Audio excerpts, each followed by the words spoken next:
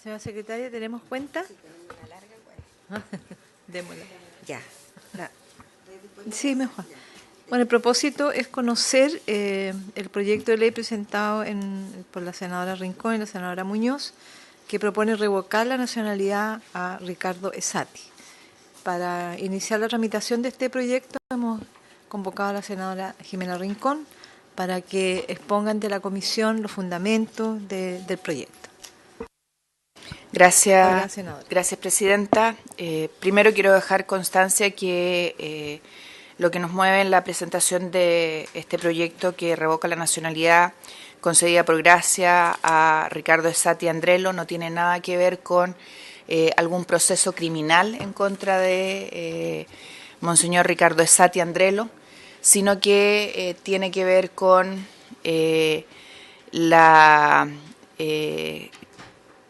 característica de la concesión o los estándares para el otorgamiento de esta nacionalidad por especial gracia, y que son las mismas que se tienen a la vista para revocar la nacionalidad. Cuando se considera los criterios o estándares para el otorgamiento de la nacionalidad por gracia, se señala que es el más alto honor que se puede conferir a un extranjero en nuestro país y solo se debe conceder a personas notables y destacadas que exorbiten el término regular en el estado de actividad que les es propio. Para otorgar esta distinción especialísima se deben considerar, Presidenta, la existencia de una vinculación real del beneficiario con la comunidad nacional y, asimismo, será necesario que la actividad ejercida por el extranjero que se desee honrar se traduzca en un beneficio para el país, efectivo y relevante, que constituye un servicio destacado para la República, que las actividades del beneficiario deben haber alcanzado relevancia nacional en nuestra patria y, por lo tanto, a contrario sensu, ¿no es cierto?, si esos criterios o estándares válidos para otorgar esta nacionalidad por especial gracia son opuestos por razones válidas, se considera que son suficientes para revocarlas. Si esta persona nacionalizada por gracia deja de cumplir con esos estándares, nosotros consideramos que es necesario que se revise y se estudie su revocación. Nosotros creemos que el Senado de la República y la Cámara de Diputados debieran, en este caso, revocar esta nacionalidad por gracia y terminar su concesión. El año 2006, el 24 de abril del 2006, la expresidenta de la República concedió la nacionalidad por gracia al cardenal Esati. Todos los hechos que hemos conocido en el país ameritan que se revise esta concesión. Cuando uno mira los hechos, y la verdad es que son vastos en nuestro país, son vastos y son públicos y notorios, la verdad es que demuestran que nosotros debiéramos reconsiderarlos. En el proyecto de ley, que es largo y contundente y lo hemos presentado con usted, Presidenta, los acompañamos. Y voy a relatarlos. Primero, la obstrucción para el conocimiento de la verdad y justicia mediante acciones destinadas a impedir la asistencia de una de las víctimas de abuso sexual de Fernando Karadima a la Conferencia Episcopal Anglófona y a la Comisión Pontificia de Previsión de Abusos Sexuales en Roma, evidencias de abril de 2013 a octubre del 2014. Hay correo electrónico enviado por el cardenal Esati a cardenal Errázuriz el 21 de abril de 2013 que así lo consignan. La actitud hostil y persecutoria en contra de Felipe Berrío, José Aldunate y Mariano Puga, los tres sacerdotes más admirados en Chile por su auténtico testimonio de vida consagrada y mentiras a la opinión pública al respecto. Evidencias de julio-octubre de 2014. están todos consignados en lo que hemos acompañado. Está el correo de Saty a Errázuriz el día 28 de octubre de 2014, el correo del cardenal Errázuriz responde al día siguiente a Saty. La agresión gratuita a las personas de la comunidad transgénero en el marco de la tramitación a una ley sin petición de disculpas. La contumacia en su conducta de irresponsabilidad ante la crisis de la Iglesia chilena producto del encubrimiento institucional de los abusos sexuales contra niños cometidos por sacerdotes por décadas a lo largo de Chile, no obstante haber sido compelidos a asumir responsabilidad por su máximo superior jerárquico. Está ahí la publicación después de examinar las investigaciones periodísticas, documentadas legales e información jurídica que solo existen gracias a la valentía de los denunciantes, a la perseverancia de los periodistas y al propio trabajo de las publicaciones que se consignaron en distintas publicaciones en la prensa nacional e internacional. Y está toda compilada en distintas publicaciones que nosotros hemos podido ver tanto en la prensa nacional como internacional y que nosotros acompañamos en nuestro proyecto de ley. La verdad es que en ninguna oportunidad el cardenal ha pedido disculpas ni pública ni privadamente a quienes han sufrido la agresión y la persecución de los agresores.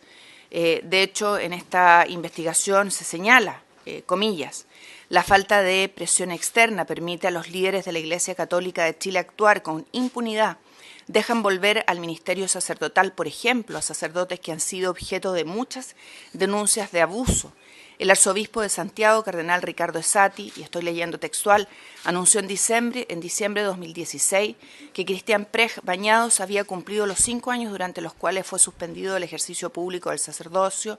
Una investigación de la Iglesia había descubierto de más de 20 víctimas de Prej desde 15 años a los 35 años de edad. Sin embargo, el sacerdote ahora podría volver a oficiar misas, dijo Saty. Así volvería a adquirir su ejercicio fundamental de los derechos que tienen como presbítero. La tolerancia de Saty hacia todos los condenados por abuso sexual se refleja en el más reciente documento de los obispos chilenos sobre la política de la Iglesia en relación con los abusos sexuales. Cuidado y esperanza, línea guía de la Conferencia Episcopal de Chile para tratar los casos de abusos sexuales a menores de edad. El documento de 80 páginas que fue hecho público el 2015 se compromete al cuidado pastoral de las víctimas y la protección de los menores. Sin embargo, lo que falta dice mucho. No tiene ninguna cláusula sobre la aplicación del principio de tolerancia cero establecido por el Papa Francisco desde el comienzo de su mandato. En cambio, les otorga a los obispos la opción de imponer diferentes sanciones al clérigo culpable.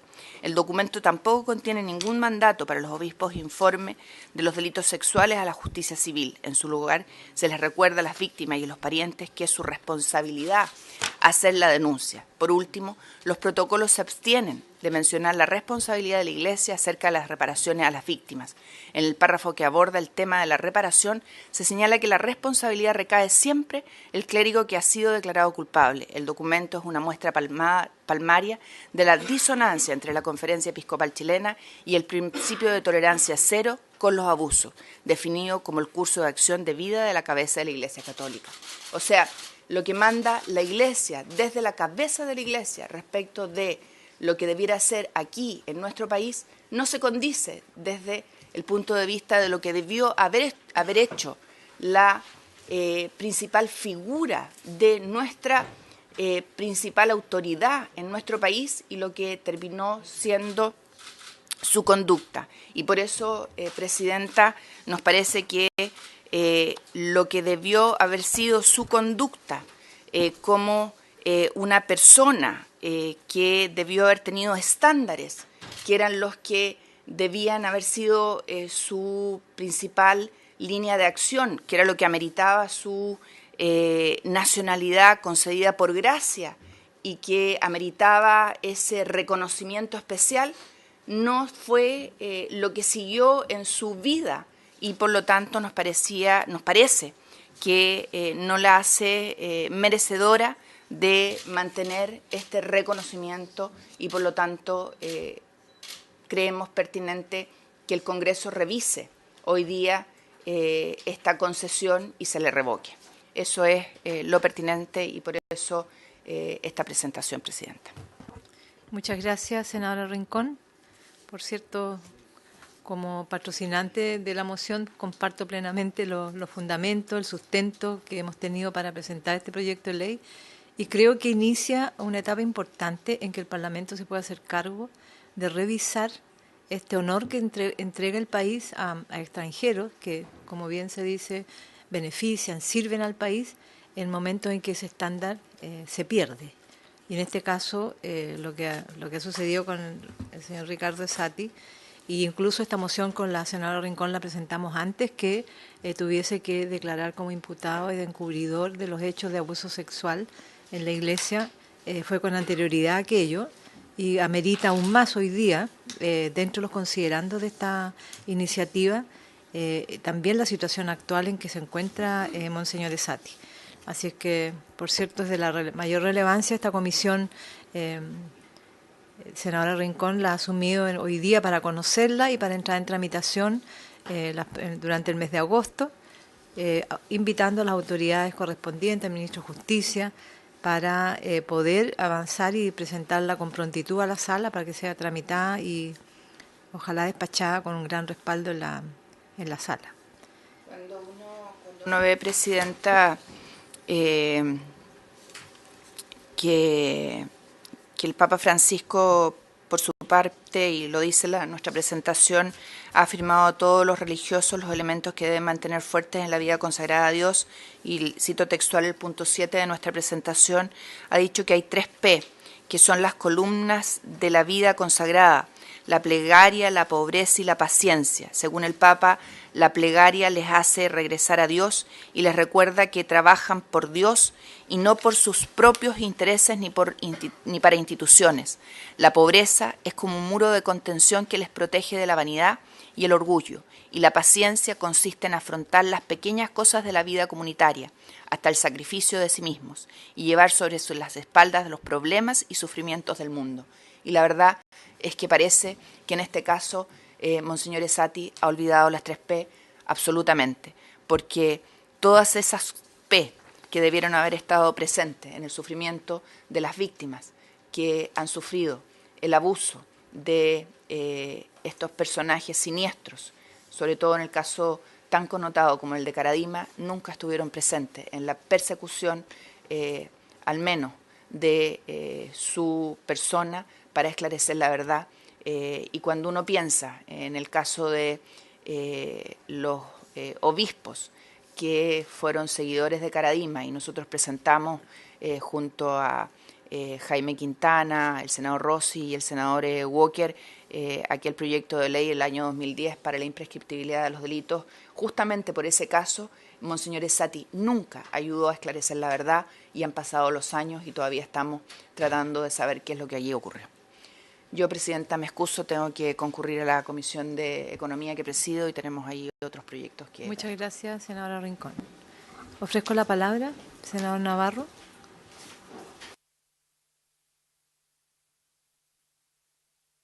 Gracias, Presidenta. Este sin duda no es un proyecto de ley fácil. Revocar la nacionalidad que el propio Congreso Nacional, mediante una ley, ha otorgado, es una situación compleja.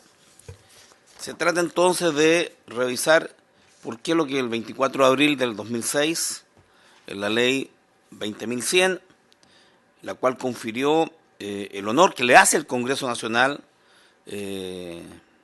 a Ricardo Esati Andrelo, otorgándole la nacionalidad chilena.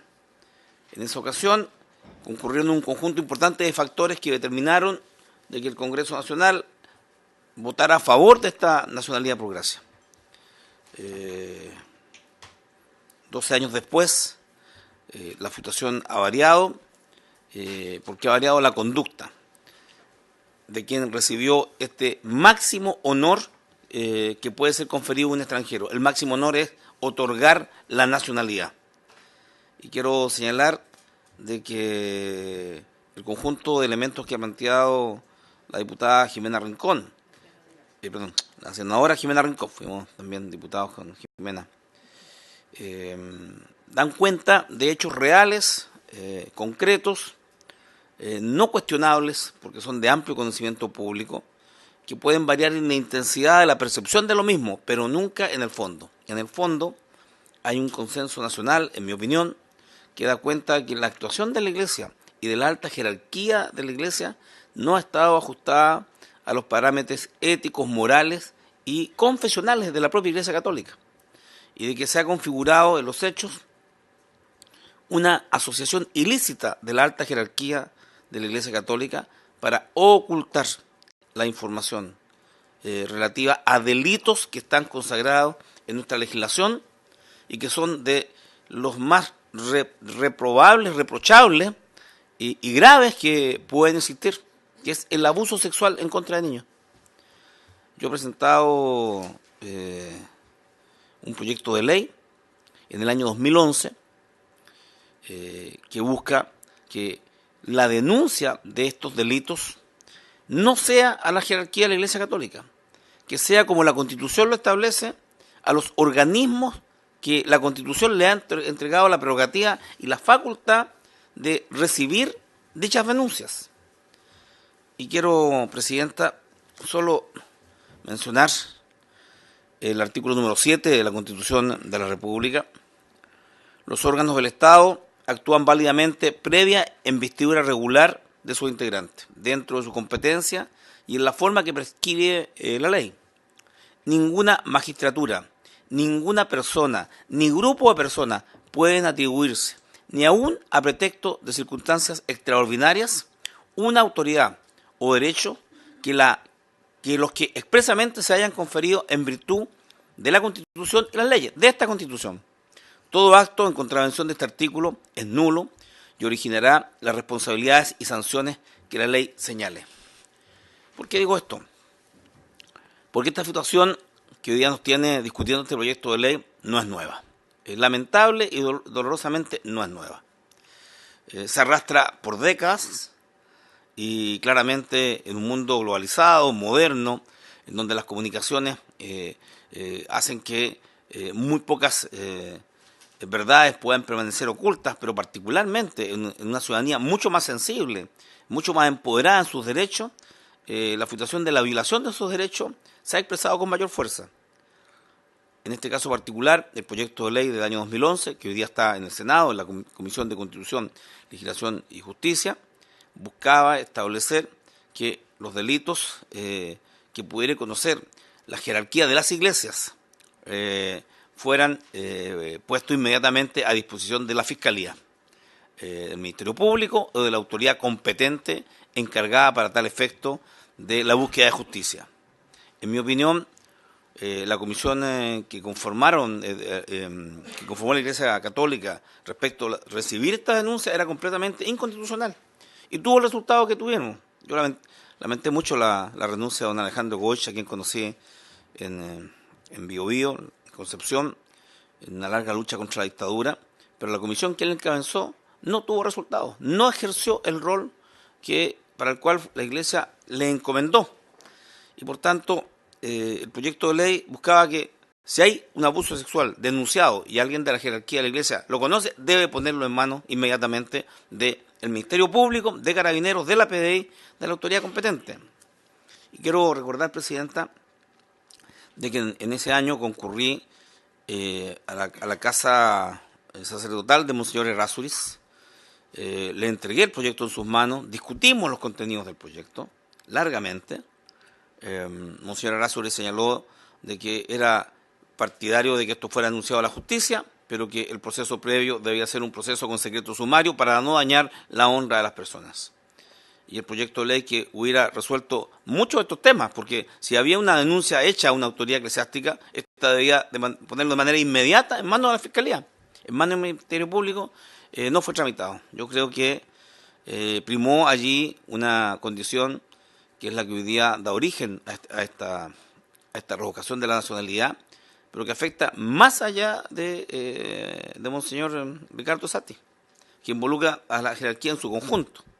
Y yo lamento profundamente que en esa oportunidad Monseñor Errázuriz no tuviera la capacidad de comprender la búsqueda de justicia de regularización de las denuncias que planteáramos y haya archivado el proyecto de ley. El proyecto de ley lo compartimos en muchas instancias, no fue posible activarlo, no fue posible discutirlo, yo espero, de que a propósito de estos graves hechos que hemos conocido a nivel nacional, a propósito de los actos de redención que los obispos han realizado, se discuta una ley que regularice una situación que es irregular, en mi opinión, inconstitucional. Y creo que la denominada Oficina del Vaticano, que se va a instalar en Chile para recibir esta denuncia, adolece de igual inconstitucionalidad, de igual ilegitimidad. Los delitos se denuncian a la autoridad competente. Y los delitos graves como los abusos sexuales a los niños tienen que ser denunciados al Ministerio Público y no a una oficina de una iglesia que ha demostrado tener la incapacidad de abordar esta temática en pos de sus principios y en pos de la justicia que impera en Chile.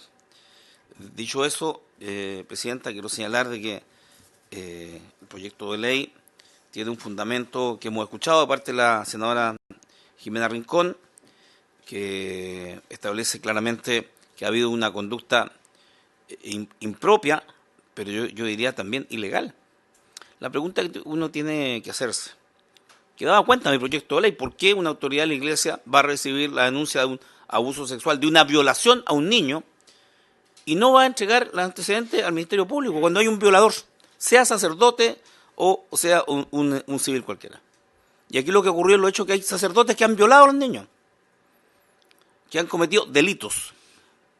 Uno diría, con dolor, que son delincuentes y que efectivamente han estado en el marco de la impunidad, porque ha habido una especie de tolerancia social en la cual tenemos todos responsabilidad de permitir que estos hechos conocidos al interior de la Iglesia, conocidos también entre quienes participan de la Iglesia, fueran tolerados y aceptados durante tantos años.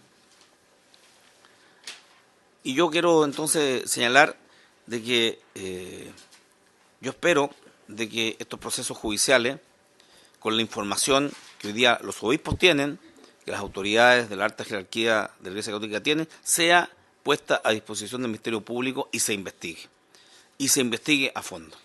No es posible restituir la confianza en la Iglesia, no es posible restituir la confianza en nuestro propio sistema judicial si tenemos un sector de la ciudadanía que puede cometer delitos y mantenerse en la impunidad, que no va a la cárcel, sino va a una casa de reflexión. Y eso es violar la igualdad ante la ley. Y por tanto, yo espero que esta decisión, yo voy a votar a favor del proyecto de ley por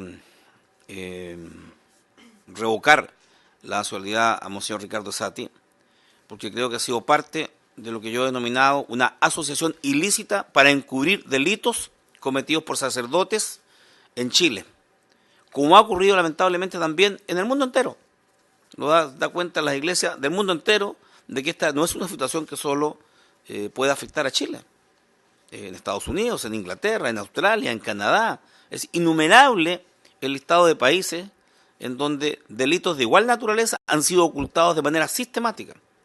Y tal parece que esta asociación ilícita, porque cuando un grupo de ciudadanos se reúne y determina que hay delitos que tienen que ser ocultados y se hacen acciones, es una asociación ilícita de encubrimiento de delitos.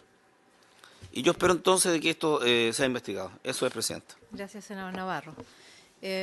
Solicitamos que nos hagan llegar propuestas de invitados o invitadas que vengan a la comisión para empezar la tramitación del proyecto. Vamos a pasar a la otra proyecto de ley, que es el acoso sexual callejero, para que expongan, para también iniciar, igual que este otro proyecto, iniciar la tramitación en esta comisión que ha estado abocada fundamentalmente a la comisión mixta para tratar el proyecto de identidad de género, que no ha sido fácil, así que... ¿Plazo, Presidenta, para eso? ¿Algún plazo para tratar este proyecto? No tiene plazo, porque es una moción, pero sí ojalá pudiéramos hacer llegar durante el mes de agosto las propuestas de invitados. Nosotros, el proyecto de identidad de género, tenemos todavía una sesión pendiente el martes próximo, porque el lunes hay al parecer sesión, el martes próximo en la Cámara. El martes próximo para adecuar la redacción de los artículos que fueron quedando desplazados. Y después de aquello, la Secretaría de la Comisión ha solicitado alrededor de 2 semanas para poder redactar el informe, que tiene ya más de 300 páginas, y entregarlo a la sala del Senado la primera semana de septiembre. Entonces, creo yo que después del martes próximo tendríamos una semana más antes de la regional, ¿no?, para poder tramitar estos proyectos. Entonces podríamos, antes del último... Contra la tortura, que tiene urgencia, ¿cierto? Sí, el mecanismo tiene urgencia. Entonces vamos a ordenar, senador Navarro, la tabla, y vamos a ir anunciando a las personas interesadas. Quiero decirles también a las representantes del observatorio que se constituyó la Comisión de Equidad de Género, donde a lo mejor probablemente muchos proyectos van a ir allá. Sin embargo, si aquí está más cerca la tramitación, lo mantenemos en esta comisión, porque la Comisión de Equidad de Género ya se va a llenar de iniciativas que están en distintas comisiones. Así que si podemos tramitar acá acoso callejero, sería también una vía más rápida para llegar a aprobarlo, porque es una tramitación que no tiene mucha complicación, ¿no? Entonces vamos a hacer la tabla, senador Latorre y senador Navarro, para proponer el timing de tramitación. Tenemos 6, 7 iniciativas acá en la comisión que hay que abordar.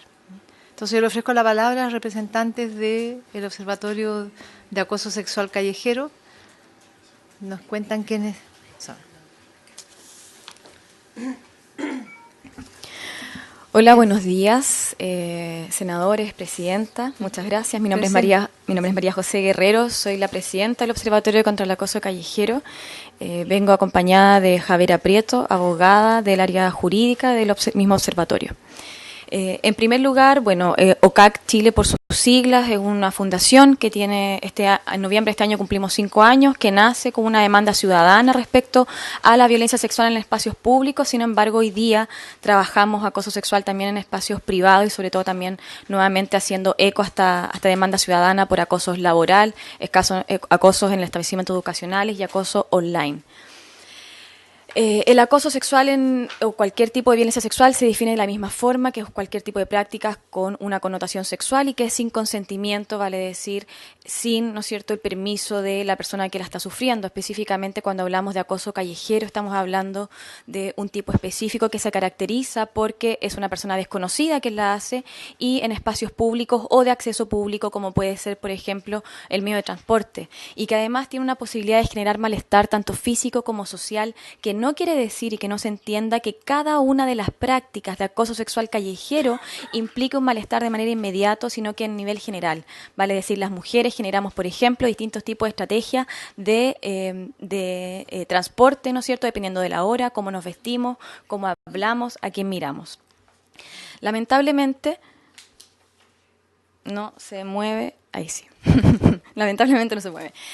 La violencia sexual en el espacio público tiene una ocurrencia y frecuencia muy alta. Si bien estamos hablando de un tipo de violencia que ocurre mayoritariamente a niñas y mujeres, lamentablemente es una violencia transversal que reciben desde niñas y niños hasta personas adultas mayores, considerando que el 50% de adultos y adultas mayores recibieron por lo menos un acoso en el espacio público los últimos 12 meses. Estamos hablando de algo transversal y un tipo de violencia que recibe la mayoría de la población.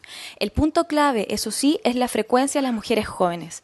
Estamos hablando que 1 de cada 5 mujeres jóvenes lo sufre por lo menos una vez al día, 1 de cada 2 por lo menos una vez a la semana y 4 de cada 5 por lo menos una vez al mes.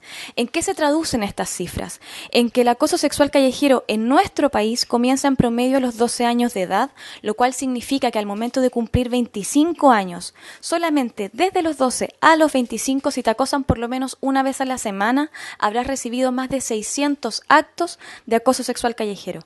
Y si te acosan una vez al día, que es 1 de cada 4 mujeres, habrá recibido más de 4.000 actos de violencia sexual en el espacio público. Estamos hablando de que de ser penalizado y hacer una ley buena, ¿no es cierto?, y robusta, donde las mujeres y las niñas puedan denunciar, sería uno de los delitos más frecuentes en Chile. El acoso sexual callejero se compone de distintos tipos de prácticas, verbal y no verbal, sonidos, comentarios, básicamente que tienen que ver con comentarios de alusión explícita a los órganos sexuales de las niñas y de las mujeres y de relaciones sexuales. 4 de cada 5 lo sufrieron por lo menos una vez en los últimos 12 meses. De carácter físico, toques de cuerpo, presión de genitales. 3 de cada 5 mujeres lo sufrieron por lo menos una vez en los últimos 12 meses. Registro audiovisual, que es más complejo de darse cuenta, básicamente porque te tienen que avisar que te están grabando o que te están tomando una fotografía de las partes íntimas del cuerpo, la mayoría de las veces. 1 de cada 10 reconoce haberlo sufrido por lo menos en los últimos 12 meses. Y de carácter grave, que tienen que ver con persecución, exhibicionismo, masturbación pública, 1 de cada 4 mujeres jóvenes lo sufrió una vez por lo menos en los últimos 12 meses. Estamos hablando de cifras tan altas que no solamente constituyen un tipo de violencia que te marcan una vez en la vida, sino que es una frecuencia importante. Solamente desde el año 2015, en el cual ingresa este proyecto de ley, hasta el 2017, más de 5 millones de personas han sido acosadas en el espacio público en nuestro país.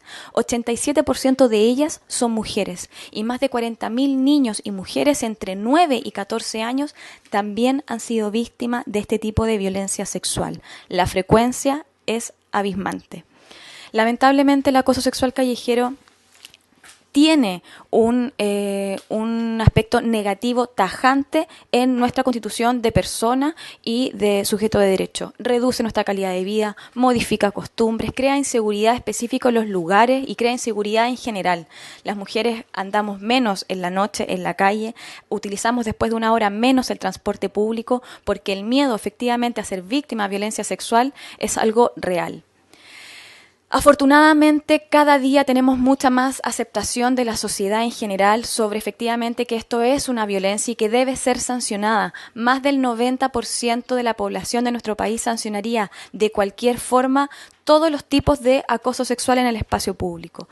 Se caracteriza mucho más una sanción grave en los que tienen de carácter explícito, como puede ser el exhibicionismo, la masturbación en público, que como veremos más adelante, lamentablemente en nuestro país todavía se sigue viendo no como un tipo de violencia sexual para la mayoría de la población. Chile ha ratificado muchos convenios internacionales y que hoy día, lamentablemente, en esta materia no está actuando de manera acorde a él.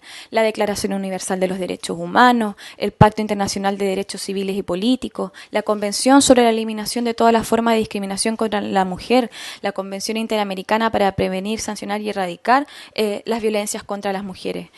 Específicamente, la Convención de Belém do Pará, en su artículo 2b, va a reconocer las violencias físicas, sexuales y psicológicas dentro de una amplia gama en los diferentes contextos, donde se incluye, ¿no es cierto?, la violación, el abuso sexual, el acoso y la intimidación sexual en el trabajo, en instituciones educacionales y en otros lugares. No podemos hacer oídos sordos a lo que está ocurriendo en nuestras calles de nuestro país, en el transporte público de nuestro país. Y el Estado debe sancionar estos tipos de prácticas, debe generarle el acceso a los mecanismos judiciales pertinentes y adecuados efectivamente para entregar las herramientas a las víctimas. Aquí no se trata de meter a los hombres a la cárcel, se trata de cuidar la integridad de la víctima y que la mayoría, lamentablemente, estamos hablando de niñas y mujeres. Muchos derechos están siendo vulnerados con la práctica del acoso sexual en espacios públicos. Entre ellos, el derecho a la libertad y la seguridad de la persona, el derecho a igual protección ante la ley, el derecho a verse libre de todas las formas de discriminación, el derecho al mayor grado de salud física y mental que se pueda alcanzar y el derecho a la indemnidad e integridad sexual. Existen experiencias comparadas. Perú el año 2015, Bélgica el año 2014, específicamente en Buenos Aires, en Argentina el año 2017 y actualmente Francia hace unos días atrás, este presente año, donde lamentablemente se promulga esta ley luego de un caso muy bullado donde una mujer víctima de violencia sexual increpa a su agresor y éste la agrede físicamente. Y eso también pasa en Chile, en aproximadamente el 35% de los casos hay una agresión al increpar al acosador. Y existen diversos proyectos en Latinoamérica, como en Bolivia, Colombia, Costa Rica, Panamá, Paraguay y Uruguay.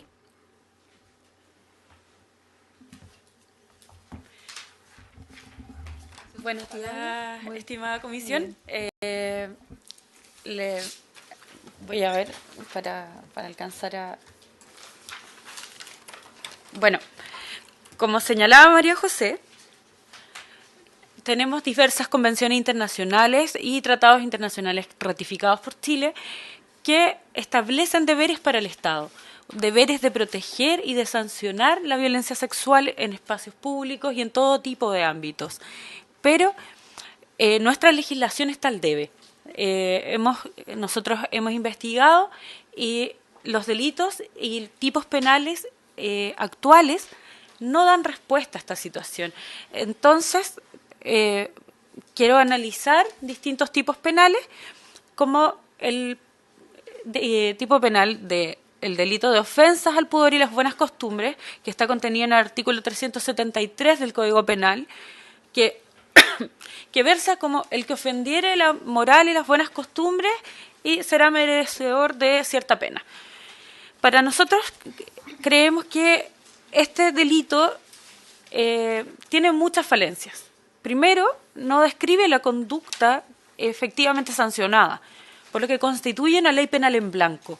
Estos tipos de leyes no corresponden a un Estado de Derecho y deben ser abolidos. La práctica legal señala que nuestras legislaciones no pueden contener leyes penales en blanco. Además, el concepto de moral y buenas costumbres es un concepto que es disputado. Primero, no hay un concepto legal de moral y buenas costumbres, sino que es un conjunto de usos que va según el desarrollo de la sociedad y la cultura. Entonces, tenemos que, además de este concepto de moral y buenas costumbres, es dinámico. Y, por ejemplo, constituía una ofensa al pudor y la moral y las buenas costumbres hace bastantes años que una mujer usara minifalda. Luego, que una mujer lactara en público. Entonces, pero todo eso se ha ido abandonando. Últimamente también constituía una ofensa al pudor que una pareja de homosexuales se diera un beso en público. Entonces, es una conducta que no está descrita y que queda al arbitrio de personal policial, del Ministerio Público o de jueces su determinación, lo que crea una inseguridad jurídica y vulnera el principio de tipicidad y legalidad, que es un principio basal en nuestro ordenamiento jurídico. Además, como la conducta no está descrita, pasaba que nuestras víctimas iban a denunciar a las policías y los policías no le acogían la denuncia porque señalaban que esto no era un delito.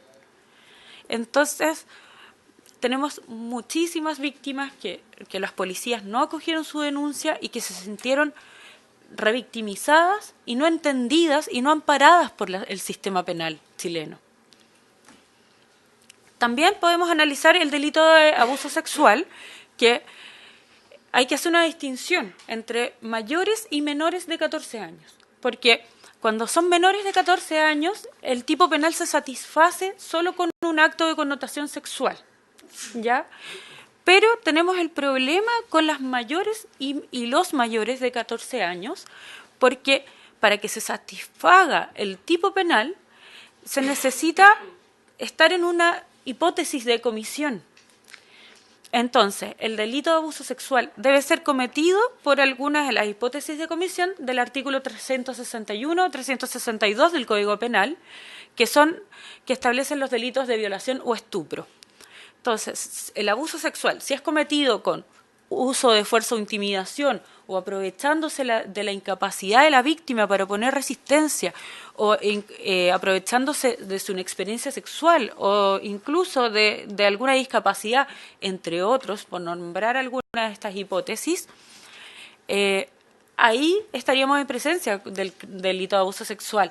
Pero si no cumple no obedece a ninguna de estas hipótesis de comisión, no estamos en presencia del delito de abuso sexual. Y generalmente el acoso callejero no cumple con ninguna de estas hipótesis que señalé anteriormente, por lo que las víctimas quedan en la indefensión.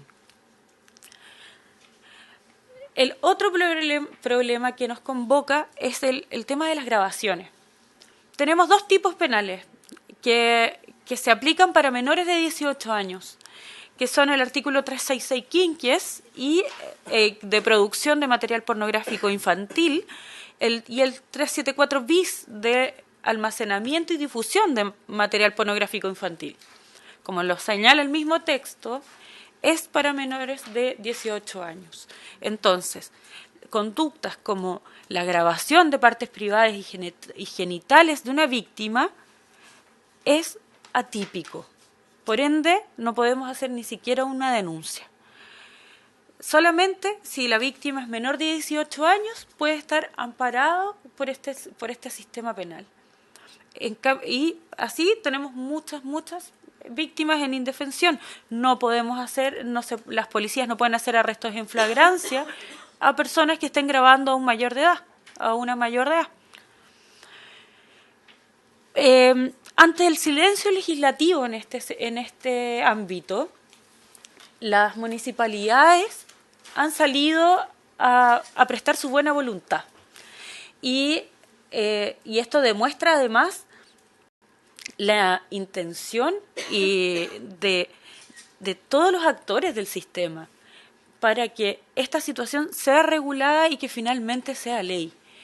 Que tenemos así municipalidades como Recoleta, como Las Condes, Macul, también Punta Arenas, que han normado el acoso sexual callejero en ordenanzas, estableciendo también deberes preventivos para las municipalidades y sancionatorios.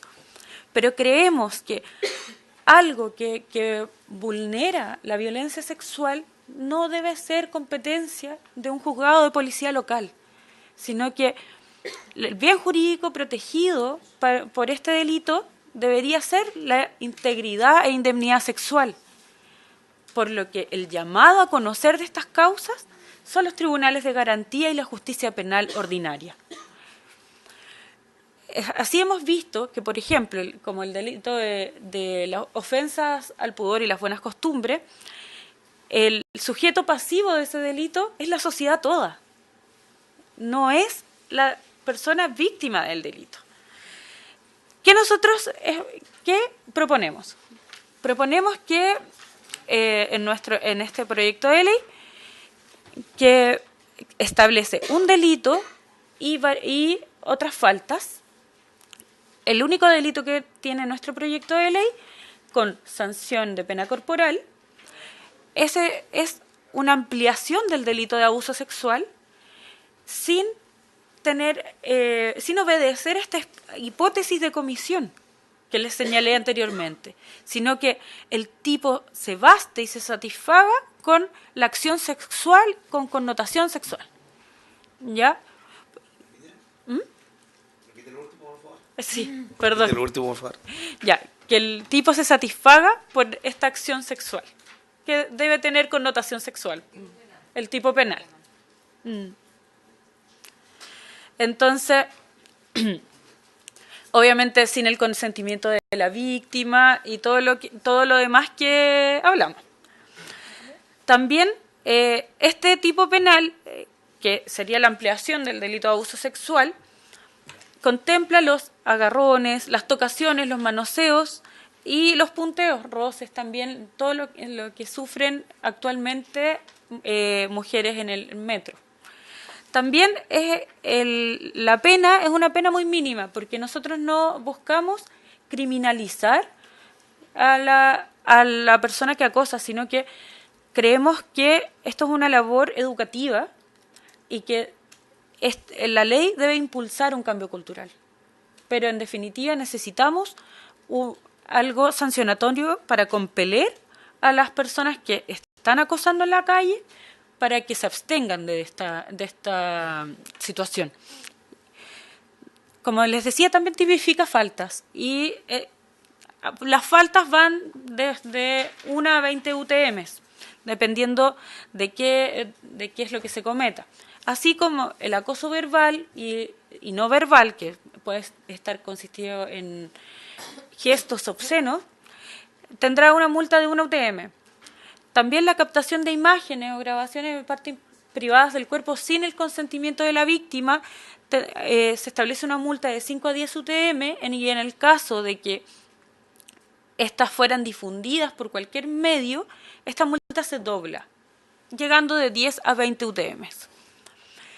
Y también establecemos los abordajes o persecuciones intimidantes o actos de exhibicionismo, masturbación en público, escenas de contenido sexual, con una multa de 10 a 20 ITM. Esta tipificación de faltas para nosotros es crucial, ya que ninguna de estas tres conductas tiene acogida en el sistema penal. Por ejemplo, las persecuciones, cada vez más nos llegan testimonios de persecuciones y las víctimas no pueden hacer nada, están de manos atadas. Nosotros hemos asesorado a estas víctimas y realmente no tienes cómo proteger a esta víctima, adecuarla, encasillarla en algún tipo penal para que pueda solicitar medidas cautelares. Entonces, justamente estas tres conductas no están tipificadas y es muy necesario que haya un reconocimiento penal y un reconocimiento de la legislación a la violencia sexual y que se hable de una vez por todas por su nombre. No es una ofensa al pudor, es una violencia sexual. Eso.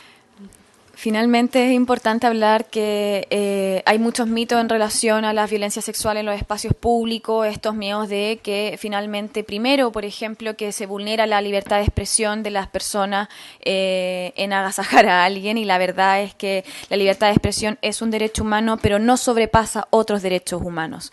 Y esto lo dice nuestra misma jurisdicción, finalmente. Hay un derecho humano de la libertad, ¿no es cierto?, sexual, de la indemnidad sexual, y no puede sobrepasarlo. La gente no irá detenida por piropear, porque el piropo, el coqueteo, es una legítima acción con consentimiento. Aquí estamos hablando de una violencia sexual y sobre todo de actos verbales. Cuando los confundimos con el piropo, estamos hablando básicamente de actos verbales que tienen connotaciones sexuales explícitas, que hablan de manera explícita en relación a los genitales de otra persona o de relaciones sexuales forzadas. No es imposible hacer las denuncias por violencia sexual en el espacio público, básicamente porque la mayoría de las violencias sexuales en la calle ocurren a plena luz del día y con más gente alrededor.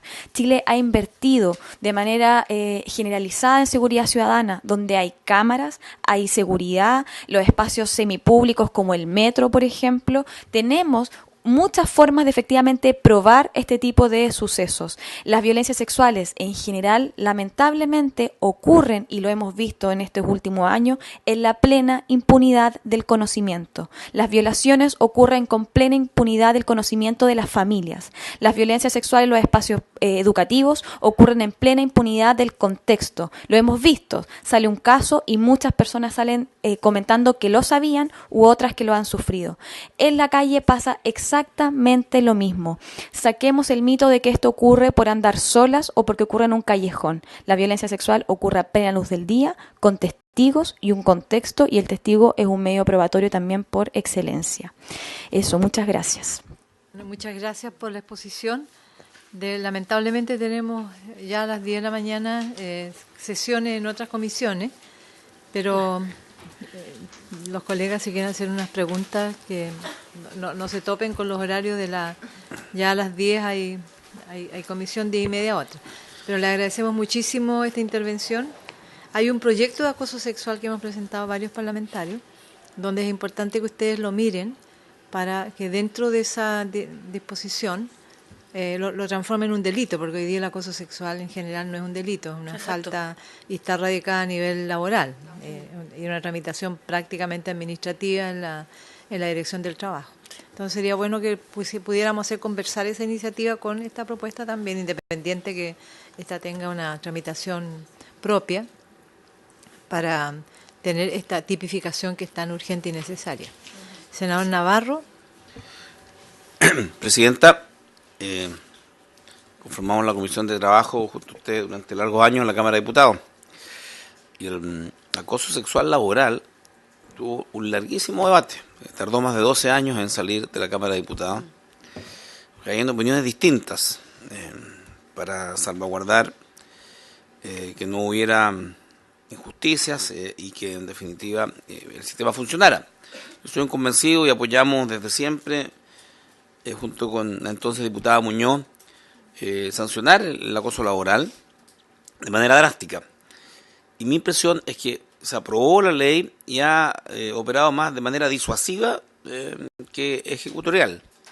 Es decir, hoy día al interior de los espacios laborales, quien tiene esa conducta sabe que le puede costar el trabajo. Claro. Y esto opera de arriba hacia abajo, de abajo hacia arriba, y de manera horizontal. O sea, efectivamente el acoso se tipificó, se discutió y fue un debate importante que creo que fue una gran contribución a disminuir este tipo de conductas o a sancionarlas también públicamente, porque antes eran entendidas como, comillas, normales. Mi pregunta es, pues, si transformamos el acoso sexual en un delito, porque es una acción de agresión, la reiteración, he evaluado la reiteración del mismo, porque hay personas que pueden hacerlo de manera espontánea, pero otros ya que son profesionales de este tema. Y en definitiva van a mantener esta conducta, incluso con algún sistema de alguna condición patológica, de manera permanente. Entonces, el tema de la reiteración y el tema de las patologías, porque hay quienes tienen esta conducta de acoso sexual permanente, en mi opinión, porque tiene una condición patológica que debe ser tratada médicamente, más allá de la responsabilidad personal. ¿Han pensado en alguna fórmula del tema de que hacer la sanción frente a la reiteración?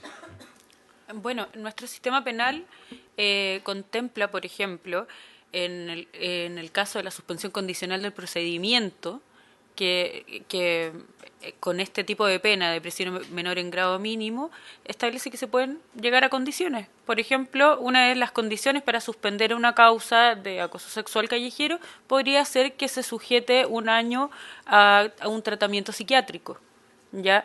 Pero todo eso lo necesitamos ya estableciendo un tipo penal para poder llegar a penas sustitutivas, a condiciones para suspensión condicional de procedimiento y todo lo demás que establece nuestro sistema penal. Bueno, en mi opinión, yo creo que la revolución feminista de mayo de este año ha permitido instalar un elemento que yo creo que más allá de las leyes es remecer esta cultura sexista, patriarcal, que ha estado en el anonimato, porque las mujeres, quizás las feministas del siglo XX, digo yo, a la cual pertenezco, hicimos una revolución más tímida que las del siglo XXI, ¿no?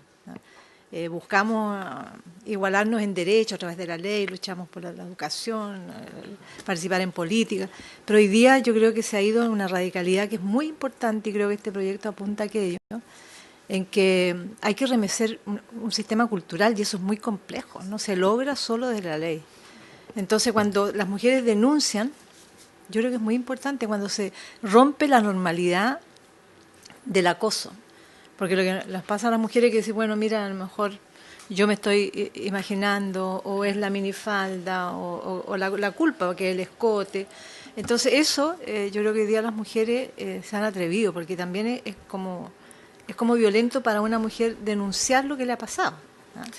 Entonces creo yo que en la medida que está esta radicalidad en la denuncia, perderle el miedo a denunciar al jefe, al gran líder religioso, al gran líder académico, al gran líder de los medios de comunicación, creo yo que eso está ayudando a romper una cultura que, ayudada por las leyes, por cierto, va a ir avanzando en sacar de la normalidad esta situación de abuso y de violencia cotidiana que vive la mujer en todos los ámbitos, ¿no? En todos los ámbitos, el acoso callejero, el acoso laboral, el acoso en las universidades, entonces en la calle. Entonces yo de verdad creo que ayuda mucho, las leyes, las normas son sumamente importantes, acompañadas de estas denuncias, porque ya una persona que se le toma la foto del tipo que está en los metros acosando, o en las micros, en la calle. Yo creo que ahí el tipo que se ve la foto replicada, ¿no? Yo creo que junto con multas y con cárcel ayudan a ir culturalmente combatiendo estos abusos. Así que yo creo que es muy importante este proyecto porque toma un ámbito quizás el más complejo, ¿no? De tipificar, el más complejo de ejemplificar y de ver, de hacerlo visible, ¿no? Sí. Sumado a eso, el Estado hoy día está al debe y hay que reconocerlo. Le estamos exigiendo a las mujeres que denuncien y que denuncien qué. Si nuestro Código Penal no reconoce muchas prácticas que la ciudadanía reconoce que son violencia sexual, en nuestro Código Penal te dicen que eso no lo es y a lo más es una ofensa al pudor.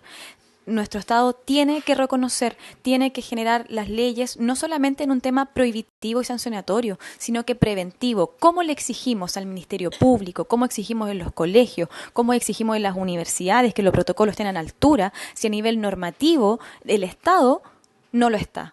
Tenemos que responder a la ciudadanía, porque la ciudadanía ya lo ha problematizado y ya tiene el problema real de ir a denunciar y que no te tomen la denuncia, que el fiscal revictimice, que el abogado defensor revictimice. Es ponernos a la altura y ponernos a merced también de esta demanda ciudadana.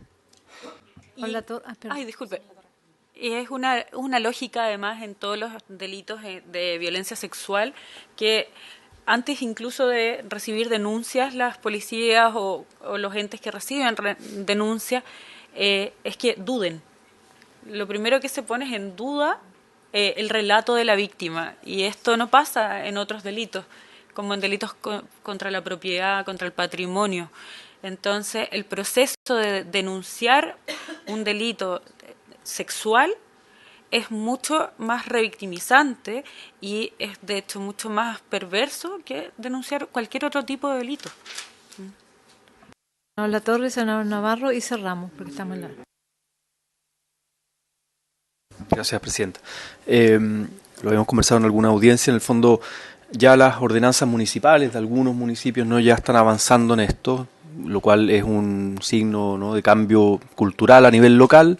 Pero claro, requiere la iniciativa, la voluntad política del alcalde, del consejo municipal, y en Chile tenemos 350 comunas más, ¿no? Entonces no basta con que 2 o 3 municipios pongan sobre la mesa que tienen una ordenanza municipal, por muy innovadora que sea, sino que acá necesitamos legislar para que, claro, a un acosador callejero no le salga gratis, digamos, en una comuna o cara en otra, y esa disparidad, ¿no? Sino que sea una cuestión nacional y las leyes ayudan a correr ese cerco cultural también. Entonces yo soy partidario también de, bueno, tramitar, ojalá en un breve plazo, digamos, este proyecto, que no lo veo demasiado complejo, digamos, porque además ya recoge la experiencia local, entiendo, ¿no? Entonces es como hacer algo más bien a nivel nacional. Así que eso. Gracias, senador Latorre. Senador Navarro. Como estaba recordando, y a lo largo de debates que tuvimos en el acoso sexual laboral, uno de los temas planteados para quienes se oponían a esta ley era que había también de mujeres a hombres. La ley está planteada, digamos, sin definición de sexo, está planteada como acoso sexual. Que sin duda es menor intensidad. ¿Han recibido ustedes denuncias de aquello, de acoso sexual callejero de mujeres a hombres? Lamentablemente, el acosador a mujeres es un varón, en el 99,9% de los casos. Y en la mayoría de los casos de acosos que son recibidos por los hombres son por otros varones. ¿Por qué? Porque aquí ya está otra línea que tiene que ver con la diversidad sexual. Los hombres homosexuales, los hombres transexuales y toda esa línea que lamentablemente opera también desde la violencia sexual en el espacio público. Muy bien, le agradecemos muchísimo y también solicitamos propuestas de invitados, invitadas para la comisión en el proceso de tramitación. Muchas gracias, senador Navarro. Gracias, Presidenta. A presidir transporte ahora. Y yo voy a pesca.